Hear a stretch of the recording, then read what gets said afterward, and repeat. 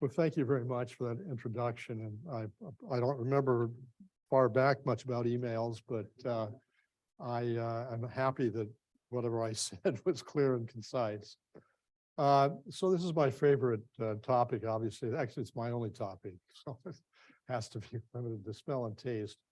I have to point out these disclosures, but in particular, I am president, major shareholder of a company that makes smell and taste tests. And that's gotten me into a lot of trouble over the years with the university and so on, but I think I've been helpful to many researchers.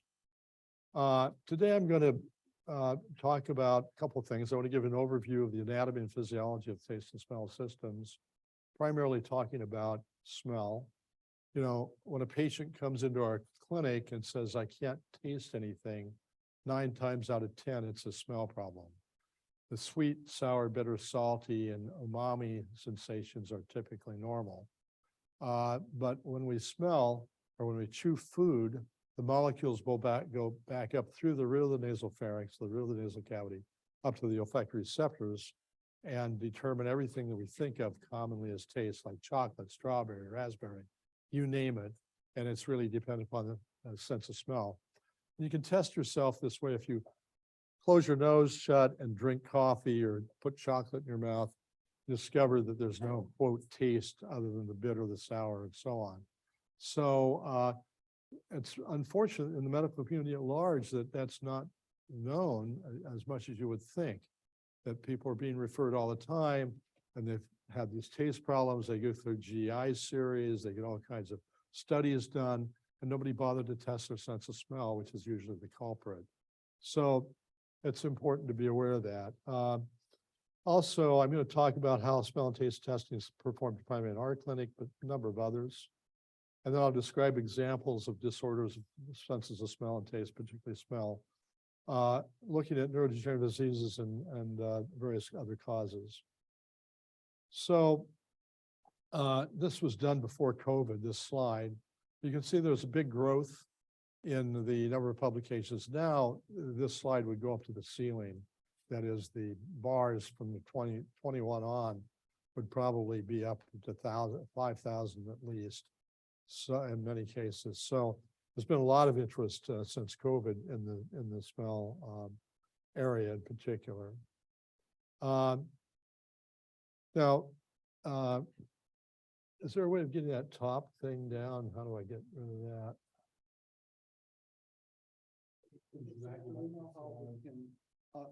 Maybe drag it to the side. Oh, there we go. I can drag it. No, drags, but doesn't drag. You guys know how to do this? Drag it to the left. Keep dragging it.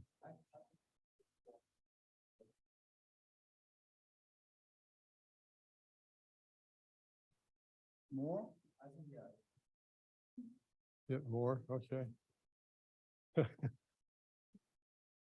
How many PhDs does it take to sort out?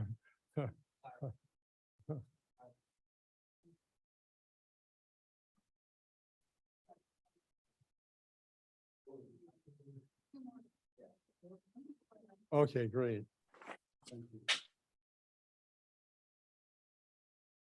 So basically, the importance of olfaction is not generally appreciated, but as you can see here, sorry, I did that right. Flavor and palatability of foods and beverages, aesthetics and quality of life, safety, disproportionate number of elderly die in accidental gas poisonings. They can't smell well. Over the age of 80, 3 out of 4 people have demonstrable smell loss. Between 65 and 80, half the population has some degree of smell loss. Somewhere around 15 or 20% of people in those age ranges have no smell function whatsoever. The U.S. Armed Forces now, as part of the medical regulations, you're not allowed in the Armed Forces officially if you can't smell normally, but they don't test it. So they don't know, but that's a fact. Bodily functions, elements of communication. If you're an older person, you can't smell, you're 3 times more likely to die over the next 6 years. and it's not just related to neurodegenerative diseases. Occupational tool, you can imagine if you're a cook and you lose your sense of smell, it's a real problem. I've had a number of patients like that. So many occupations where smell is important. And then hyposmia is among the very earliest signs, so-called preclinical signs of neurological diseases such as Alzheimer's and Parkinson's disease. So just a little bit about the anatomy of the system. This is oversimplified, but give you a general idea if you're not familiar with this. So the olfactory receptors are located in a region on the superior turbinate, down to some extent on the middle turbinate. The area up there is variable, depends upon your age and how much damage has been done from the viruses and so on. But we talk about the cilia of that region. When you calculate it out, it's about 7 or 8 square inches. And I'll talk about that in a minute. But basically, this epithelium contains the receptor cells, which are the first order neuron that project right up into the brain directly, and indeed are a conduit for a lot of stuff from the environment up into the brain. And we talk about second order neurons, the mitral and tufted cells project to central regions, and so on. There's a lot of efferent activity. Much of the mucus comes from Bowman's glands into that area. There are supporting or sustentacular cells. There are basal cells that regenerate the epithelium and so on. One thing is this high pigmentation you see here actually isn't real in humans. There are some species where it is pigmented, but in humans, you really can't discern the olfactory epithelium from surrounding respiratory epithelium. This goes to show you what it looks like through a scanning EM at the surface of the epithelium. The respiratory cilia are up here. The olfactory cilia are much longer. They lack dining arms, so they sort of waft, if you will, in the mucus. They don't carry the mucus sheet along particularly. And the surface area is quite large. I mentioned in the human, probably 7 inches or more of the surface area of the cilia. Each dendrite or dendritic knob has anywhere from 10 to 30 cilia in the human. In the dog, it's much larger. The German Shepherd dog, if you calculate the surface area of the cilia, it's about 1.5 times the surface area of the entire dog. So dogs are working in a different world than we are, even right from the get-go, in terms of their epithelium. This is just a cross section that shows you the lamina propria. This is the nasal cavity out here. The cilia have been cut off pretty much. Interesting cell, the microvillar cell, which is poorly understood. We believe it has to do in part with antibacterial activity and nitric oxide secretion still up in the air. We do know that there are mechanisms within the epithelium that are involved in detoxification and so on. This is a duct cell from one of the Bowman's glands. That's not shown here. These are cells that are dividing cell bodies of the bipolar receptor cells, of the supporting cells here, and so on. Bundles of nerve fibers coalesce into the lamina propria area, and then these go on up into the olfactory bulb. There's just a segment of the Bowman's gland here shown. This just sort of reiterates, in a very simplistic fashion, the bipolar receptor cells up to the glomeruli, which are these globe-like structures at the first one of the early layers of the olfactory bulb, tufted mitral cells that project back, granule cells, which are the most common cell in the olfactory bulb, are GABAergic in nature, but there's a lot of centrifugal activity coming back in and modulating at different levels. Won't really get into that. Often you see in textbooks, this is highly segregated into these layers of the olfactory bulb. In the humans, it gets a little more mixed up. It's not quite so clear, but at least this is sort of the general aspect of the anatomy. When you get into central structures, it becomes quite complicated. Lots of areas of the brain are involved in olfactory perception. And a lot of these project back to the olfactory bulb. So there's a lot of modulation occurring in the bulb as well. And the bulb is often thought as the thalamus of the olfactory system. but you can see direct projections in all these structures, and then secondary projections into a number of others. And then there's a lot of feedback at the level of the bulb. So anatomy of taste is a little different. First of all, we have so-called taste buds, named by the early anatomists because they reminded them of a bud of a flower, a rosebud, for example. Unlike the olfactory system, the receptors are on microvilli rather than cilia. And then also, unlike the olfactory system, after the bud, there's a synapse that goes to the taste nerves. Whereas remember, in the olfactory system, there's no synapse. It goes directly from the periphery to the brain. If you look at the surface of the tongue, there are many bumps and types of bumps. It can be classified into different classes, but typically we talk about the fungiform papilla, the filiform, the circumvallate papilla, and the foliate papilla. The filiform contain no taste buds. They're really more involved in grading up the food. If you have a cat and it licks your hand, those are the filiform papilla that you're feeling as it goes across the surface of the skin. The circumvallate and the back have the most of the taste buds, but there are lots along in these fungiform papilla. If you look at a papilla, these are the filiform. If you look at a fungiform papilla, you see these little dark dots. That's the entrance into the taste buds. So they'll be located on these different papillae in various proportions and so on. The taste system, the nerves project to the brainstem in an orderly fashion. The anterior part of the tongue is the chordotympani division of the facial nerve, glossopharyngeal nerve, and the vagal nerve. They project to the brainstem. From there are projections up through thalamus and out to cortical regions, orbital frontal, and so on. Now, the olfactory system doesn't project directly to thalamus, or if it does, it has very few projections. But it does get involved, the thalamus gets involved from other structures in the system, but there's no primary directions to the thalamus. And people talk about that makes the olfactory system somewhat unique, and it's projecting to hippocampus and the orbital frontal, through the piriform cortex and so on. So there's more direct connections within the limbic system than what you see in the taste system. So how do we go about measuring smell and taste in the clinic? And there's a variety of tests, but first of all, why do we do it? Well, it's important to validate the patient's complaint. People are very inaccurate in determining the extent to which they have a problem. In Parkinson's disease, on the order, if you don't do their testing, you'll find that 25 to 35% of Parkinson's patients don't know they have a smell problem until they're measured. It's measured.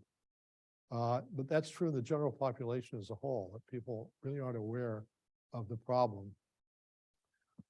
We want to characterize the specific nature of the problem, monitor the changes in function over time, and particularly if we're doing treatments, detect malingering, and I'll show you how we do that. Communicate accurate information to patients regarding the level of dysfunction, identify possible early neurodegenerative diseases, and so on, and then provide state-of-the-art medical surveillance. Yes. Yes. What do you mean by malingering? These are people that try to cheat to gain. Can I get some water also? Yeah, great. Thanks. Thank you very much. So if you're in a head trauma case, let's say, there's a lot of money to be made if you can prove, thank you. A lot of money to be made if you can prove that you can't smell. And there's a lot of these cases that appear. And sometimes they did have an original smell problem, but they got it back. Other times they just make this up. And there's a lot of reasons for cheating, but it's usually related to monetary gain. Yeah. So some basic principles of olfactory testing. Nominally different, olfactory tests with different names need not be measuring the psychological traits of their names, because there can be damage anywhere in the system. So if you give an odor identification test that does poorly, the epithelium could be screwed up. a threshold test would be affected, a memory test would be affected, a discrimination test would be affected. So you really don't know what's going on, and you can't necessarily infer from the name what brain regions are being involved. You often see in the literature that threshold tests are a measure of something peripheral, and identification tests are central. This breaks down because lesions, and I'll show you, central lesions can affect threshold measures as well as identification measures. And so you really can't, on the basis of the names of these tests, necessarily determine where the lesions or where the damage is. Certainly with the epithelium, you know, all kinds of things are affected, but it doesn't mean it's central per se. And then differentiating between objective and subjective testing is often done, particularly in legal cases. They love to get you up on this stand and say, well, Dr. Doty, this is subjective testing, isn't it? Because objective always trumps, no pun intended, subjective testing. And so people use that, but yet a lot of so-called subjective tests are more sensitive and more reliable than some of the electrophysiological measures that people would call objective. So I've always sort of fought that in court when they try to denigrate your testimony. So these terms are not operationally defined. They're not neural concepts. They're often the psychophysical tests, so-called subjective, are more reliable than the electrophysiological tests. And also they reflect what the person's experiencing at the time. So these are important points. And another thing, a lot of these tests, although we say they measure other identification, discrimination, threshold, actually they're highly correlated. And if you do a principal components analysis on a correlation matrix, you'll find that all these tests, with certain exceptions, some of the superthreshold tests, are highly related to one another and fall on the same principal component. So you can't, just because you give a test of identification, discrimination, detection, and so on, and you combine all that stuff, actually you're not measuring, you're measuring much of the same universe with each of those tests. Odor identification is what is usually done in most clinics. We started out, we developed this test that's analogous to what you have in front of you, except there are 4 booklets, 40 odors all together, and the scratch and sniff labels, and you have to make a response whether you smell anything or not. Originally, we put this test together thinking we'd go out in the community and find all these people with smell problems, bring them in, do all sophisticated threshold testing with olfactometry and all kinds of things.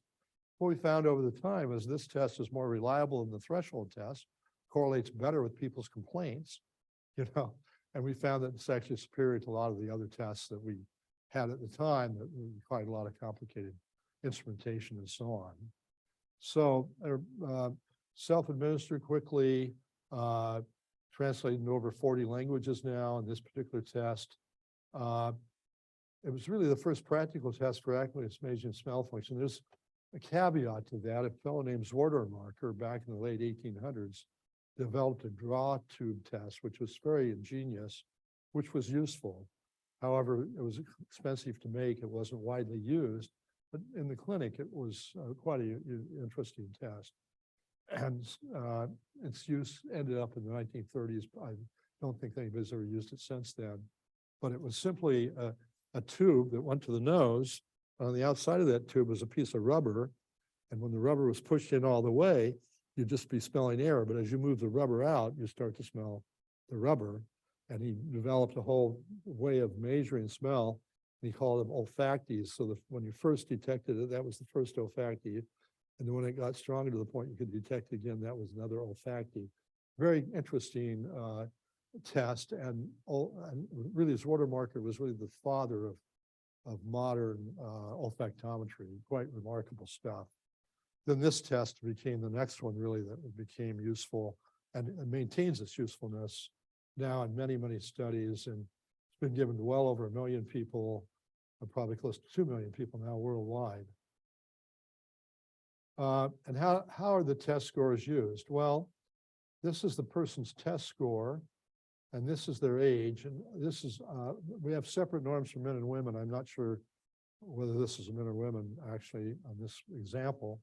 But if a person scores 35 or better on this test, we generally consider in the absolute sense that they have normal smell function. There's some age effect here, but generally anything between 34 and 31, we figure a mild loss, between 39 and 24, moderate loss, severe loss from 23 to 11, and then anosmia below that. If they score below 5 on the test, then they're cheating, they're avoiding the correct answer. And that's how we capture them. And I'll get into examples. How confident are you, they are like? Pretty confident. And I'll give you some statistics. If you go look at binomial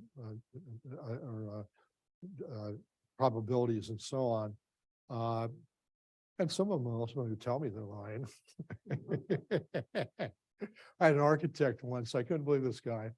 He was a professor, a retired professor from Penn, ran his bicycle into a tree, lost his smell. I tested him and he was, scored like 3 on the upset. And so I told the lawyer, I said, this guy is cheating. And he said, there's no reason, he's got a lot of money and so on. Why would he be cheating? I said, okay, I'll tell you what, we'll go do the test again, which I'll often do. Came back that time, he scored like a 1. So I told the guy, I pointed out I couldn't support his case because, it's something, he says, I guess I should have gotten some more right. So I think what happened in his case is the lawyers got involved, became very complicated, a lot of money involved. Smell probably came back, but he didn't want to get out of the case. And then I caught him cheating. And it was unfortunate. And I slapped him on the back and I said, you're 1 in a million. Which was. I'm just curious, outside the courthouse, what are the reasons for people to lie? Because, in using the thesis, we have some rare findings of people score 0 to like 3. Yeah. It's rare, not in the sense very extreme, but we found the outcome values is more like people who are doing fairly well. Sure. Well, it's hard with a 12-item test to really get into the lingering thing because the distribution of scores can be all over the place. So we really, on a short test, can't detect malingering. Yeah. And there are other ways of detecting malingering. You can do the electrofactogram up in the nose. The problem with that, it measures so many potentials at the epithelial level electrically. Problem is it's present after death. So it isn't necessarily a good measure of what a person's perceiving. So that's the other thing. So we don't encourage any malingering determinations with short tests. The other thing that's useful here is that we have percentile ranks, and now this is based on about, men and women together is around 4,000 people.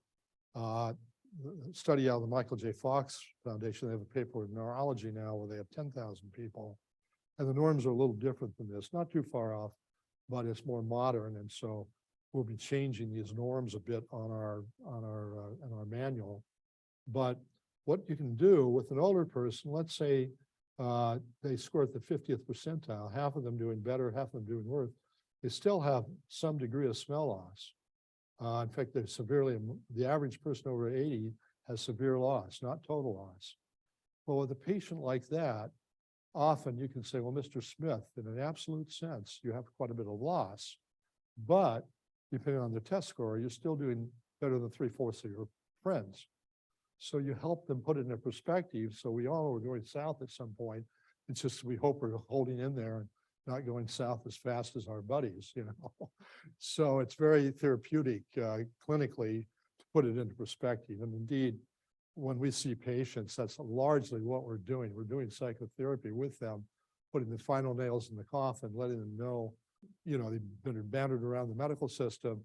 If there's nothing that can be done, we let them know that, although there's some things they can try, but at least they feel that somebody's paid attention to it, understood the problem, tested them appropriately, and then in the case of many cases, pointing out they're not doing as bad as many of their peers. So that's all very therapeutic clinically. And indeed, we get cases that are perfectly normal and think they have a problem. They've just fixated on a problem they had before. It got better, but they still think they have this problem. So, but clinically, it's a lot of hand-holding and support is critical. We first found that age-related effect back in the early 80s. You can see that women on average, even young women, are doing better than their male counterparts. And there's a sex difference that continues throughout life pretty much. But there's a lot of overlap. So you can't from a test score necessarily say it's a male or a female, but you do see there's a lot of decline that occurs as a function of age. Now here we get into the cheater situation. These are college students that got into Penn, the top 5% or higher in their college classes or in their high school classes to get into Penn. And we said, pretend that you can fool the examiner that you have no sense of smell whatsoever. And so what do? They're very good. Most of them got 0 on the test. 2/3 fall into the range where we can catch them. Few of these either had a problem or were bright enough to say, I better get some of these correct. But they weren't thinking along these lines. So there's an example of why we have pretty good belief that we can detect these people based on these scores. This is a test that we developed for children. It's sort of a fun thing. There's a rotating disc behind here. When the correct answer is filled out on all of the 11 odors, then you count up the number of points that are filled in. And this has been useful for testing children. I had a case, parents brought their daughter in. She was young, I think 11 or 12, and they'd been to every clinic in the world. I mean, they'd been to Europe, they'd been here trying to fix her problem. And I said, okay, I'll tell you what, and I told her, I said, we're going to give you 25 cents for each of your correct answers. And I want you to try real hard. She got this test all right. And the parents were very upset and they wanted their money back because they didn't believe that this girl was probably leading them along and playing teenage games or whatever. But that was what was happening. But they insisted on getting their money back. There are many other tests that have come out and been spawned by the upset. I won't get into that. A new test, we've got an 8-item version that we use machine learning based to come up with parallel forms useful for longitudinal testing. This was originally a grant for COVID, or as an application for a grant for COVID, where everybody thought we could use smelling testing to detect people early on. This was before the vaccination came out. Unfortunately, our grant got reviewed as the vaccination was coming out, and we didn't get the grant, but we went ahead and did the study. So without the money that we're asking for. And so anyway, this we found that a minimum of 8 odors are needed to have really good, reasonably good sensitivity and specificity. If you get fewer than that, then it breaks down. But we got these sets had 91 to 93% accuracy and sensitivity and specificity in terms of differentiating between COVID and a control. We've also done this on other groups and shown that it's more general than just COVID. Threshold sensitivity, because just like with hearing, it's the lowest, in the case of smell, it's the lowest concentration you can detect reliably. And it's like a pure tone threshold, if you will. And, but there's an algorithm you have to follow to get a reliable measure. If you just start out with a low concentration of odor and increase and ask somebody when they smell it, that's not very reliable. You don't have enough trials, samples in the perithreshold region, but also you mix up the response criterion of the subject with their actual sensitivity. What I mean by that is that at some point, you're not feeling so great one day, you're not really sure yourself, and you'll say, I don't think it's there, and you move to the next step. With forced choice, you get around that problem.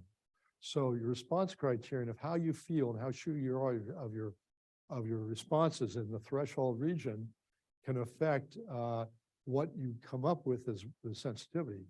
And in fact, they're separate. And there's a signal detection analysis and other ways of separating out one's criterion for reporting a response from their actual sensitivity.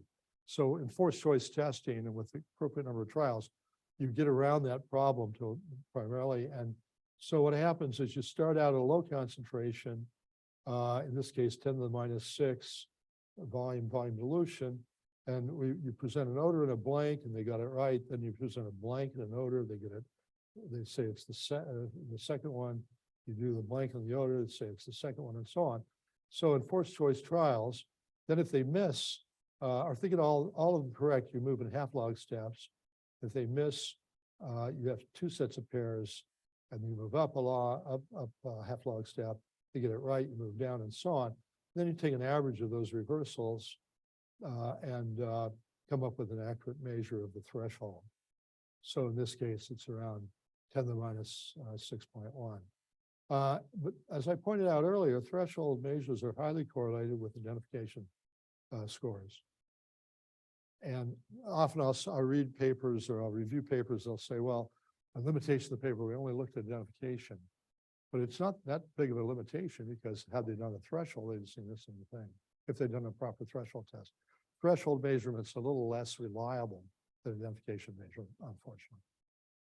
So anyway, that's the test we developed with these wands.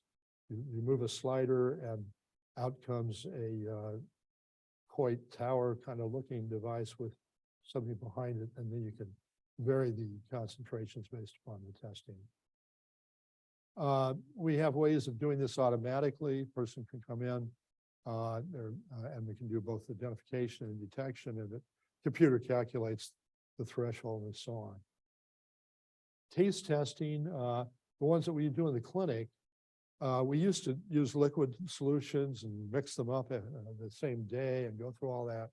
But we now use taste strips that are made up ahead of time and are very accurate. And they're moved around the mouth. We call it the waterless empirical taste test because it doesn't require any water. We have blanks in there, and it's very reliable, actually more so than I would have expected. We found it's better than the other tests that we were using. So in the clinic, we no longer spend all the time mixing up chemicals and so on because this measures things better. And then electrogustometry, and this is basically, in this case, there's an electrode that's put on the tongue. You can vary whether that's the anode or the cathode. The opposing polar is either held in the hand, the other electrode's held in the hand or put on the neck. We now have an electrode that have both right on the tongue, and we've just validated that versus a unipolar electrode. Waterless, this is the taste test, self-administered, just like the upsit. Person takes out a strip and this is the one that's administered by somebody, but we have things that can be sent through the mail that have the strips in order, and they take one out, move it around the mouth, and then decide whether it's sweet, sour, bitter, salty, brothy, or no taste. And then we can sum up the percentages. And right here, these are the total test scores, and this is a relatively small sample, we have a much larger sample now, but we can look up the percentiles and determine whether they have a true taste problem or not. Notice we have a no taste. And if somebody's malingering there, we can't catch them because they can say, I can't taste anything, they just mark it down. So in litigation cases, I take that column out, then they have to make one of the responses, and we can get a good feeling of whether they're avoiding the correct answer based on that. And so taste testing with forced choice testing, when we limit it, the no taste test. This is the probability if somebody got a 0 on the test, there'd be 7 chances in 100,000 that they have a true taste loss. And you can see the statistics. So get down to about 5, and it's 2 chances out of 100 that somebody will get that lowest score on the taste test. Electrical testing gives you pretty much the same thing. It's sensitive. Here you see the EGM sensitive to age. It's sensitive to different parts of the tongue. It looks very much like what you see with chemical testing. But the person never responds that it's sweet or it's sour. Sometimes it's just a feeling. And we're now doing studies pulsing to see if we can produce true sweet taste, true true taste qualities with that type of testing. And there's interesting data from 1920s that suggests that may be possible. There are cultural differences. Working with another different Dr. Chen, we have shown in China that umami, Chinese people do much better than their American counterparts. Whereas when it came to bitter and to sour, the reverse was the case. So there are these cultural effects in recognizing sweet, sour, bitter, and salty, and so on. Causes of smell dysfunction, quite a few different ones. This is just part of the list, okay? The ones in red, head trauma, viruses, upper respiratory infections, and so on, and chronic rhinosinusitis or polyposis. Those are the three major groups that come to our clinic for evaluation. Those in green are neurological disorders that have clear smell loss. The ones in blue are neurological disorders that don't have much smell loss. And I'll have a slide more on that in a few minutes. But so for a neurologist that wants to distinguish between Parkinson's and PSP, which is often hard diagnosis to make if the person has smell loss, the odds are they have Parkinson's, not PSP. But you can see that there are many other disorders that, this is olfaction, not taste. Many of these disorders are associated with smell loss. And in fact, a lot of disorders that are autoimmune, there's some significant proportion of people that have demonstrable smell loss among those groups. And I'll point out some interesting ones in a few minutes, but Crohn's disease, for example, myasthenia, multiple sclerosis, and so on. So there's something going on there. It'd be a nice thing to really probe to why is it that autoimmune disorders across the board are associated with a significant number of people with smell loss. And what inflammation or central processes, and so on. Now, the 5-year mortality rates tripled in anosmic older persons, and Hong Lee has some very nice data on this, but here you see, depending on the study, could be 3 times the phenomenon, but in general, mortality rate was 45%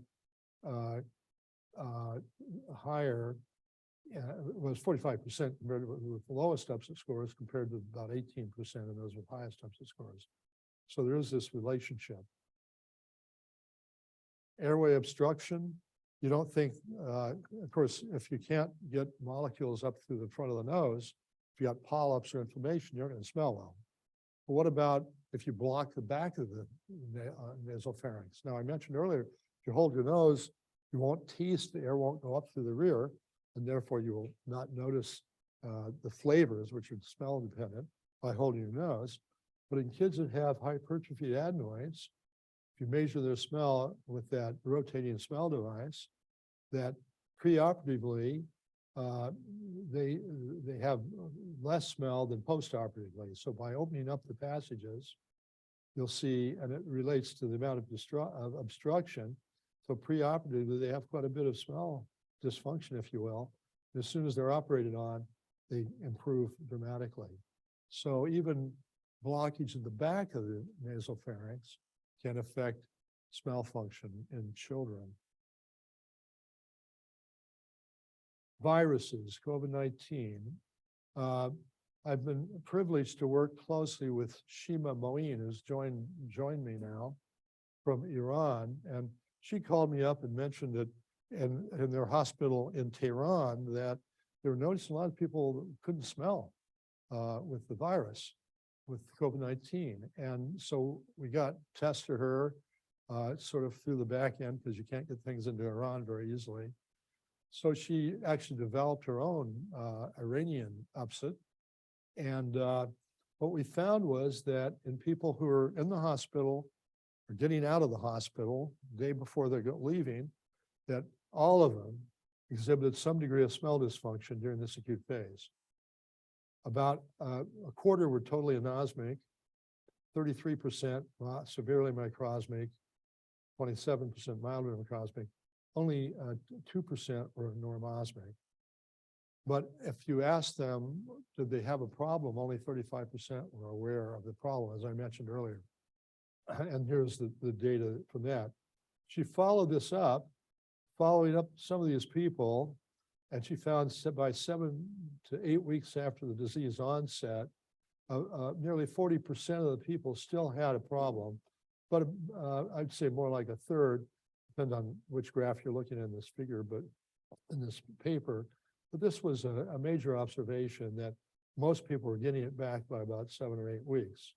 This first paper that I mentioned here was really the only really good COVID-19 study done with objective testing.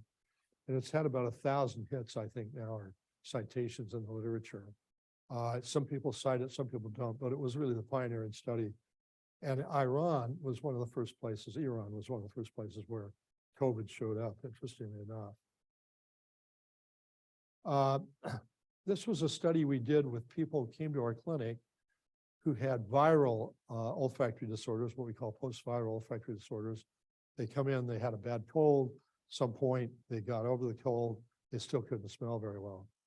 And so we looked at about 5,000 some odd people, and we went through their medical records to find those that we really were certain of the dates of when they had their viral infection. We can be very clear of what month it was rather than, oh, I had it 2 years ago kind of thing. If you look at the frequency of people with smell problems, with non-influenza related viral problems versus influenza related viral problems, you'll see that peaks in the warmer periods, more or less, in the non-influenza viral cases. But if you look at what viruses are most prevalent during those time periods, really rhinovirus, the PIV3 virus count for many of these cases. Influenza is what's counting for the influenza related viruses. So we can sort of map to the prevalence of which viruses are present most of those times. Air pollution is a big player. In Mexico City, there's studies where in highly polluted areas of Mexico City, cadaver studies show that there's been a lot of damage to the olfactory pathways, that the nanoparticles in particular seem to enter into the brain through that route and cause pathology that's very much like Alzheimer's and Parkinson's. And you can see this in this case in the study by Lillian Calderon. I never can say her last name. Gosedinuas, I guess, but she's a brilliant researcher, done lots of work on air pollution.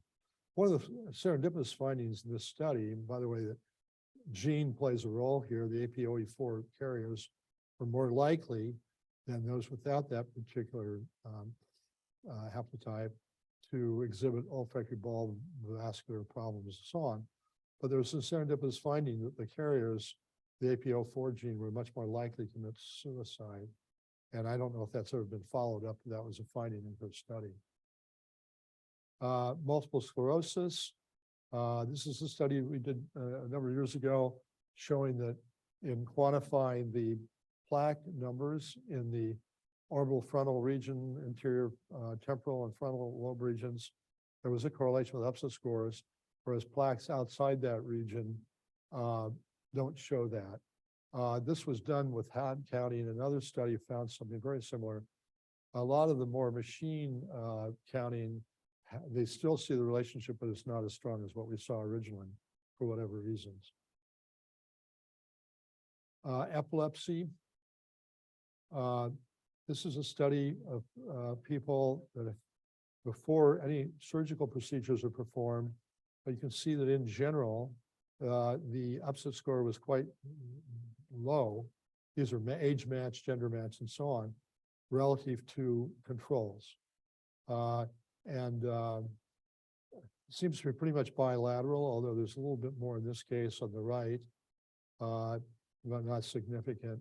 But you can see that in general, regardless of how you measure it, with a threshold, identification, or other measures, which are less reliable, by the way, so you don't see a clear effect as much as you see with identification. You still see this bilateral deficit in these patients. When tissue is removed, temporal lobe resection to control intractable epilepsy or seizure activity.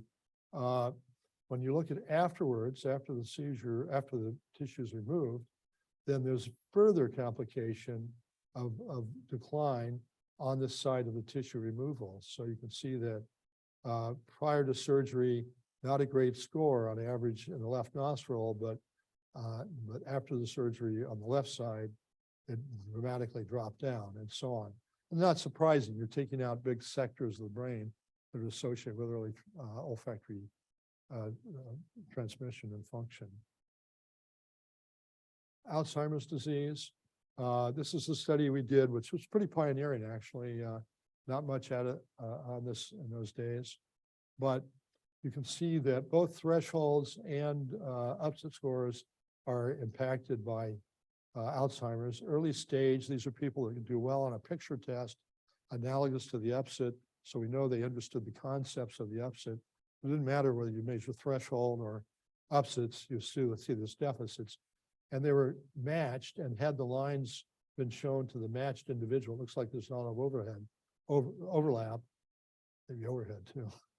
The lines will pretty much would go in that direction. So it's a clear effect. And you can see this is a PET study we got involved with, where, yeah, you look up into the other regions of the brain and you'll see the deficit.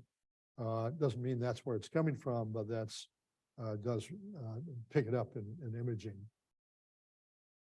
I stopped collecting these studies in 2010, but up to that time, there are a lot of studies showing that olfactory testing aided in the prediction of future cognitive decline, and mostly using BSIT, some upsits, but they showed that indeed conversion to AD, in this particular case, a 3-year follow-up, upset score is better predicted conversion to AD than age, cognitive measures, and very hippocampal and entorhinal cortical volumes in that particular study. But they're all showing pretty much the same thing. The smell loss can be helpful in predicting future cognitive deficits. Parkinson's disease. Well, nearly everybody, even at the earliest stages of Parkinson's, have some degree of measurable smell loss. Most of them have it a lot, around 20, 22 on the upset. It's more prevalent than some cardinal signs of motor function, such as tremor. It's unrelated to disease stage, other signs of PD. It's also unresponsive to dopamine agonists or L-DOPA. And in fact, at least in some studies, it seems to be similar, if not the same, as to what we see with AD. There's some controversy around whether it's related to the disease stage or not, but at least in our studies, we never saw any relationship there. And some olfactory tests are more sensitive, or at least as sensitive to Parkinson's and dopamine transporter imaging. This is SPECT imaging that looks at the health of the dopaminergic system, and it's commonly used in helping to diagnose neurodegenerative diseases. But you can see the upset and the odor memory test are at least as good, if not better, than SPECT imaging. Threshold a little less so, but they're all pretty much in the same ballpark. A classic study done in Holland a number of years ago, where they took a large number of relatives of Parkinson's patients. They gave them tests of odor detection, identification, discrimination. They looked at the SPECT imaging. What they found when they followed the people and the better smellers and the worst smellers over time, and only the ones that were the worst smellers that probably already had the disease were ultimately diagnosed clinically with Parkinson's. The ones that had good smell, none of them got diagnosed with Parkinson's. So in this particular study, they concluded that the risk of developing PD in the presence of hyposmia might be as high as 22% among those relatives. We know from pathological studies of Brock in Germany that the pathology associated with Parkinson's, the Lewy body, for example, formed largely in the olfactory bulbs and the brainstem. And then over time, it's believed that this progresses. So the motor symptoms really occur somewhat later, and the smell loss, some of the other signs, vagal issues, gut problems and so on, precede the onset. And Hong Lee has a very nice slide that I don't have here that sort of shows that preclinical period that you presented in one of his papers that you all should become aware of if you're not aware of it. And this came from one of the papers from here, talking about the dual hit hypothesis of environmental either facilitation, initiation of the development of PD. All of these things can impact either through the taste, through the gut, or through the olfactory system, the smell dysfunction, or in the case of smoking, may even help the odds of getting Parkinson's. But the dual hit hypothesis that Christopher Hawkes and Brock and others came up with is that environmental agents, toxins, and so on enter through the nose or through the oral cavity, get into the gut or up into the olfactory area, and then from there induce pathology by presumably getting into the brain. There's equivalent, it's interesting though, there's equivalent smell loss in Alzheimer's and a number of other neurodegenerative diseases. So if you look at some studies anyway, and you look at this smell identification on the upset, it's pretty much the same. That is, the decrement's the same as Alzheimer's and Parkinson's. These are controls. If you go to thresholds, you see the same thing as a heightened threshold, less sensitivity in both of those groups relative to controls. So what are some of the physiological determinants of these disorders? Many different things that go on. When we age, for example, the cribriform plate, the openings between the nasal cavity and the brain cavity start to ossify over, so they pinch off the nerves. So if you look at the skull of an old person and a young person, you'll see there's fewer holes through which the nerves can traverse. There are central changes of these degenerative diseases centrally. There's cumulative damage throughout life, so that the epithelium of a 40-year-old is nothing like the epithelium of a 12-year-old. We know that rats that are reared in a pathogen-free environment don't show these age-related changes the same way that one in which the cage isn't filtered. So there's an accumulation of damage into the epithelium just going through life and getting exposed to the environment. So all those things contribute to why there are age-related changes, as best as we can tell, and probably as well to these neurological disorders.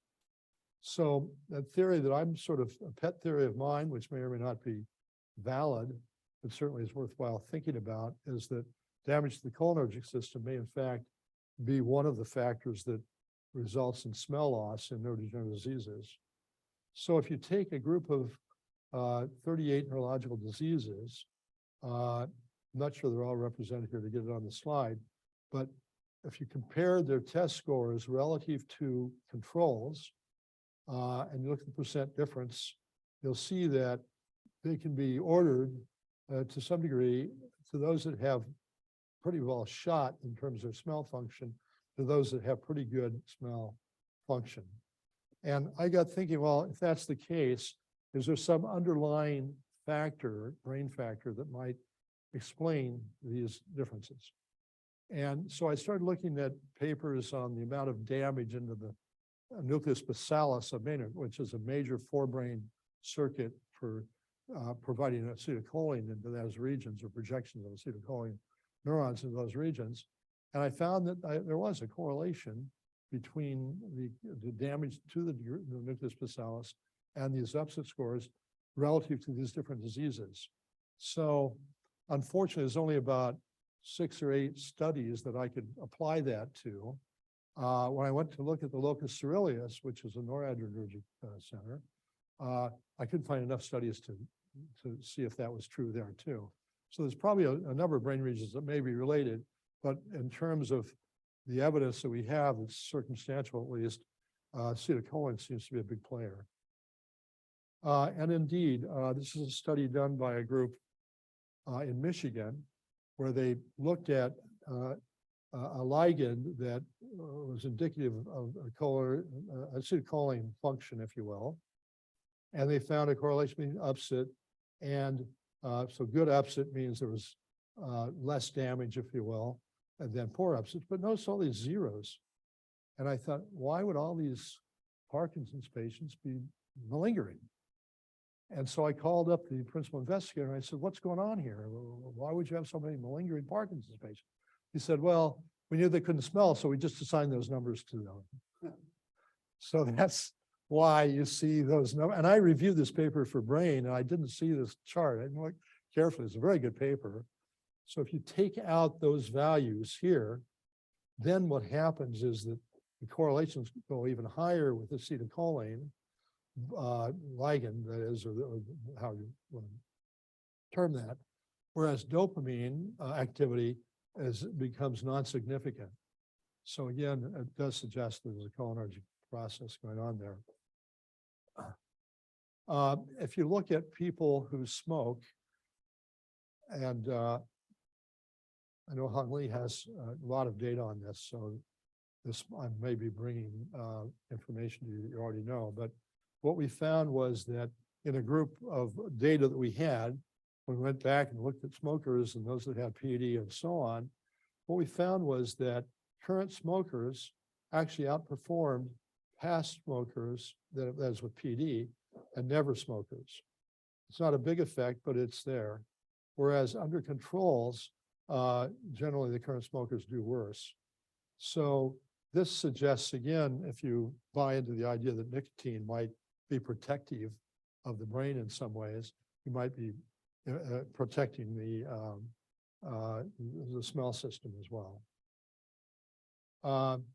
If you look at myasthenia gravis, which is generally thought to be a cholinergic end plate disorder, an immune disorder, that it doesn't have central cholinergic processes going on, because at least that's the common thing that's said. They have the same degree of smell loss as what we see in Alzheimer's and Parkinson's. So again, acetylcholine is a big player here, and we are inferring that that may probably be the cause of why we see such smell loss in that disease. There's various ways to test for cholinergic function, short latency inhibition. What you do is you use TMS or magnetic stimulation. You evoke a motor response, but prior to that response occurring, you stimulate the median or the digital nerve, and it tends to block this response. And so if they don't have the stimulation, you get a motor potential like that. But if you do pre-stimulate, you get a reduction. Well, if you look at various diseases and look at the amplitude, then you can see that the amplitude for Alzheimer's, for dementia with Lewy bodies, and so on, that the percent of the condition, in other words, you block, you don't get as much blockage as you would with these other diseases like PSP and so on, again, suggesting a cholinergic association. If you go into the animal literature, there's some interesting studies here. A buried food test is you put an animal who's hungry into their cage and you bury food somewhere, and you decide and you time how long it takes them to find the food. So in this case, this is the time it takes them. If you give them MPTP, which is a pro-neurotoxin, produces something MPP plus, which damages the nigrostriatal region, they have a smell problem because they can't, it takes them nearly twice as long to find the cookie. Whereas if you pre-treat them with nicotine, it brings them back to normal. So that would be suggesting that the stimulating the nicotinic receptors is actually improving is preventing the MPTP from having such a big effect. There's other tests here I won't get into, but same thing shows up. Okay, and then there are other studies, and I'm not an expert on EEG, but there's some suggestion, and this is pilot data that was done by Jonathan Silas, who came to my lab a few years ago. But there is a correlation between resting EEG beta power in these few subjects anyway, and relative global and smell test scores. And so that's again believed to be have a large cholinergic element. So that's pretty much what I have to say. A couple of things about smell treatments. If you go into the literature, I reviewed this literature a few years ago. Everybody, their dog has some kind of treatment they claim is helping smell. And unfortunately, none of these studies really hold up to replication or blind study, double-blind studies, and so on. There's what's really popular right now is olfactory training. We have a study ongoing to test whether, in fact, that works, because all the studies out there really haven't have proper control groups, and we know that smell comes back quite a bit in a lot of people. So when we compare the percentages of what comes back spontaneously, if you will, without any known interventions that are systematic, to what you see with so-called olfactory training, it's about the same.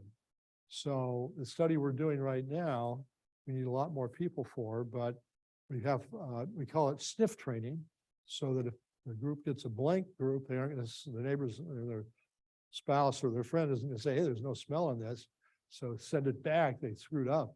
So we don't call it smell training, we call it sniff training. We have three groups. We have a group that gets a series of, first of all, they're tested for olfaction and taste. Before COVID, we did thresholds on them. Now we just send this through the mail. So we do the wet and the upset.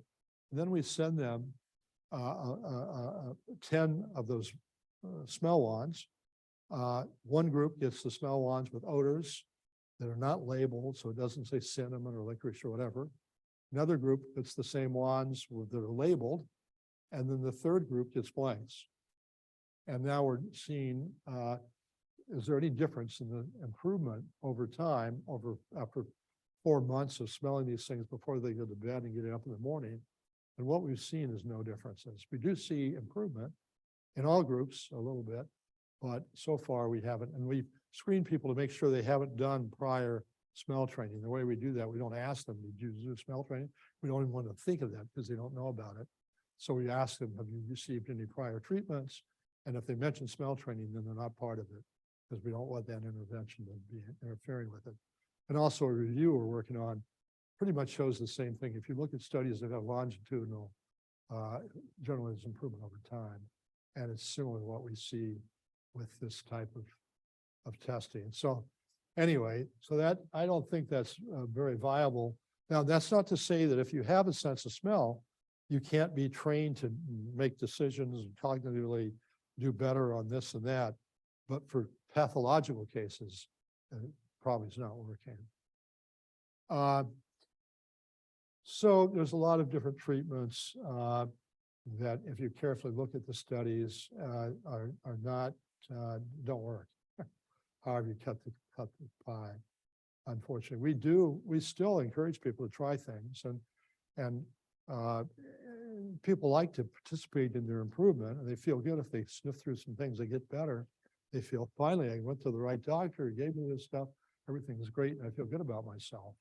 If you just send them on their way and say, we'll get better or it won't get better, then they're left sort of with a problem. And of course, we've been doing that before these studies where we think that it's not working very well.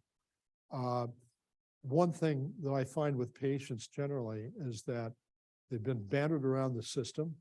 They've gone to all kinds of doctors. Nobody knows much about it. Nobody measures it. Nobody talks to them.